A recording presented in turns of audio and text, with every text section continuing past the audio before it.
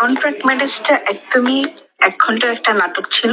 আর 1 ঘন্টার নাটক যেমন হয় একটা ছোট্ট গল্প, ঠিক ওরকমই একটা ছোট গল্প। একটা মেয়ের এই এদেশে আসার পরে তার আমেরিকাতে স্ট্রাগল টাইমটা, তার একজনের সাথে বিয়ে হয়, কন্ট্রাক্ট ম্যারেজ হয়।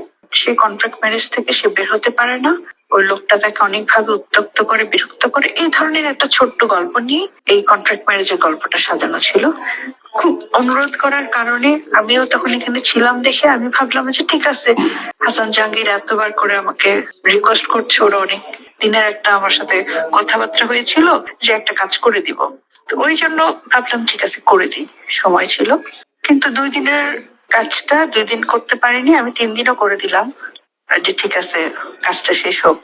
তারপরে সে এইটা আবার কিছুদিন পর আমাকে আবার যখন আসলো বললো যে আপা এটা তো 1 ঘন্টার নাটকের চেয়ে একটু ফুটেজ বেশি হয়েছে, তো আমার এই বিক্রি করতে গেলে যে খরচ হয়েছে আমার টাকা উঠতেছে না, আমি এটা টেলিফিল্ম বানাতে চাচ্ছি।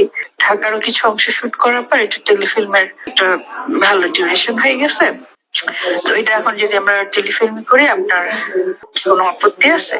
তখন আমি বললাম যে হ্যাঁ, কোনো আপত্তি নেই, যদি গল্পটা সুন্দর হয় টেলিফিল্ম আকারে করতে পারো তোমরা, কিন্তু আমাকে তো আমার টেলিফিল্মের অ্যামাউন্টটা দিতে হবে। তখন বললো যে ঠিক আছে আমি সেটা অ্যারেঞ্জ করবো আপনার জন্য। তো কি ডিমান্ড? তখন বললো যে আমার এখানে একটুখানি ফুটেজ লাগবে, আপনি আমাকে আর একটা দিন শুটিং করে দেন। পরে একটা দিন আমি আবার শুটিং করেও দিলাম, ছোট্ট একটু কাজ করতে চাইলো, করে দিলাম। এইখানে কিন্তু এটা শেষ, যে ঠিক আছে সে ঢাকায় টেলিফিল্ম করে সে যে টাকা খরচ করছে টাকাটা তুলে ফেলবে, ভালো একটা চ্যানেলে চালাবে, ওকে ফাইন।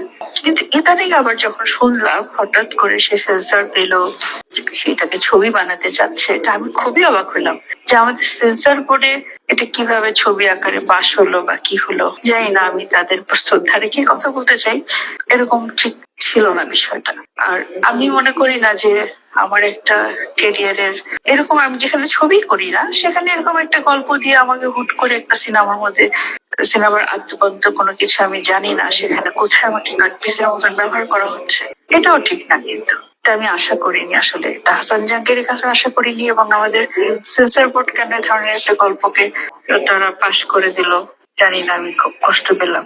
তো এখন ছবি রিলিজ হওয়া উচিত কিনা আমি নিজে মনে করি যে হওয়া উচিত না, কিন্তু আইনগত ভাবে আসলে কতদূর এটা সবার কাছে সঠিক মনে হচ্ছে সেটা আমি ঠিক বুঝতে পারছি না ততদূর থেকে। তো আমি আশা করব যে আমাদের পরিচালক সমিতি আছে, প্রযোজক সমিতি আছে, শিল্পী সমিতি আছে, সবাই যেন বিষয়টা বিবেচনা করে। প্লাস ছবির যে একটা রেমুনেশন হয় সেটাও কিন্তু আমাকে উনি এখনো দেননি।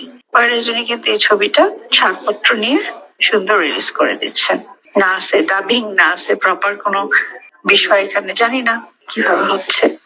খুবই দুঃখজনক আসলে। এটা আমি মনে করি না আমার দর্শকরা এইসব এরকম কিছু দেখার জন্য আসলে প্রস্তুত হয়ে আছে, তারা এটাকে ভালোভাবে নিবে কিনা আমি খুবই চিন্তিত, লজ্জিত।